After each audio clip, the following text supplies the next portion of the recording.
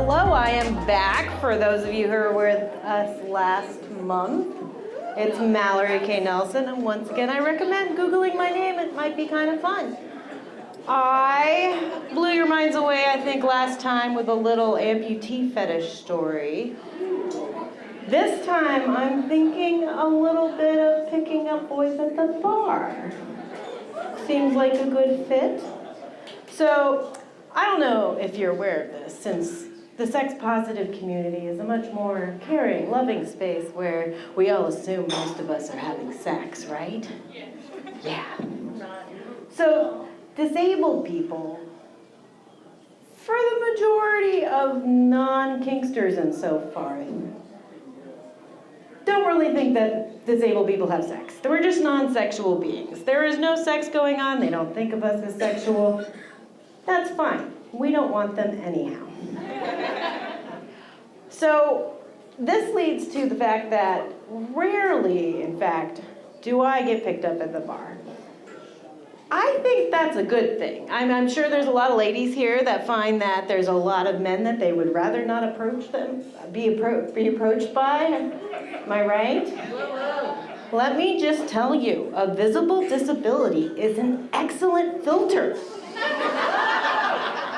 We don't get any of the bros.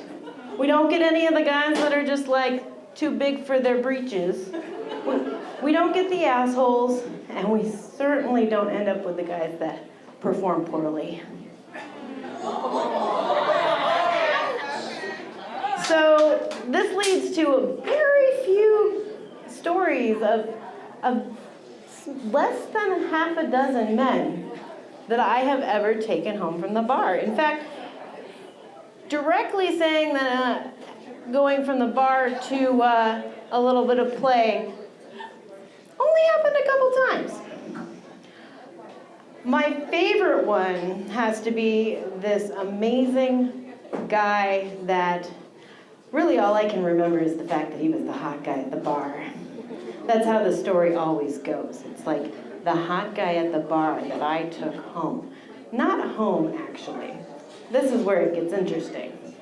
So I know that everybody here possibly, most likely, and probably has had some car sex. Who here's had some car sex? It's an excellent location. Excellent location, you know, where you park the car, of course, is a little tricky. Church parking lot. Well, church parking lot, there we go. There we go. A little behind the Costco, maybe. Definitely your old school ground, because, you know, no one's there at night. Apartment, yeah. So lots of good places to park your instant sex vehicle. I don't know if anybody noticed, but I'm missing a leg. Yeah? No? Oh, yeah, missing a leg. In fact, I am a very rare type of amputation.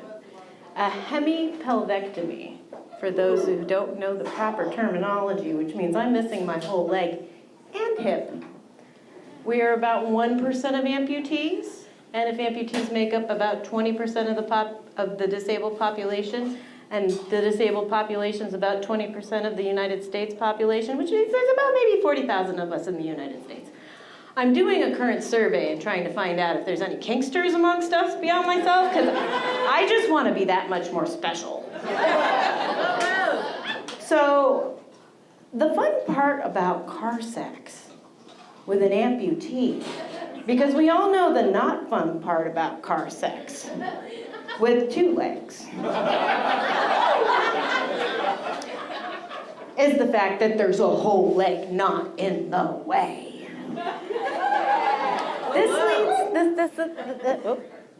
This leads to a lot more positions, a lot more free space, and a lot more fun.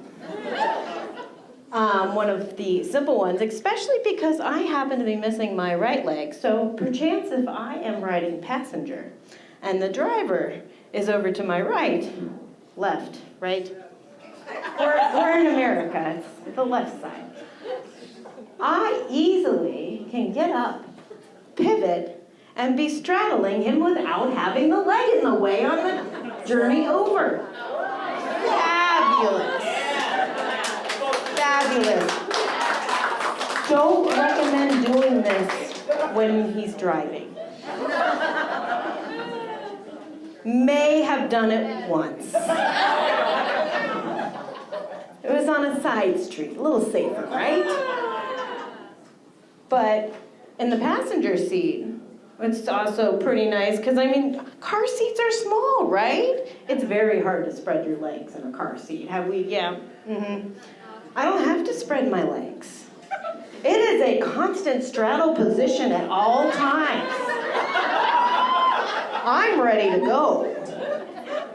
So, you know, a little hand action, a little play right there, very easy to come by. And if you want to move on to a little more penetration, the availability of leg space is just very ample. Now, this guy that I picked up from the bar, this hot guy that I picked up from the bar that, I don't know, I was hanging out with my friend Katie, and we were just kind of having a night. Very simple, very basic, and this guy I'm kind of eyeballing across the room there, he's hot. Let's keep it simple. And we managed to strike up a conversation with him, and he joined, you know, our little table, and it's kind of interesting to talk to. So, you know, I like a little bit of mental stimulation as well as just hot. So after the bar was kind of closing down, we kind of managed to, like, negotiate a little bit, like, hey, what are you doing? And I'm like, you know, nothing. Maybe you. And we move on to the car, and we're like, where should we go? And I'm like, well, I don't have a place to go, and he didn't have a place to go. And pretty soon, the sun was coming up, and we were still in my car going at it.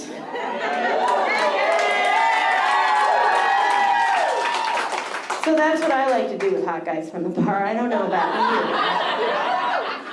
you. If anybody wants to get on my list, let me know.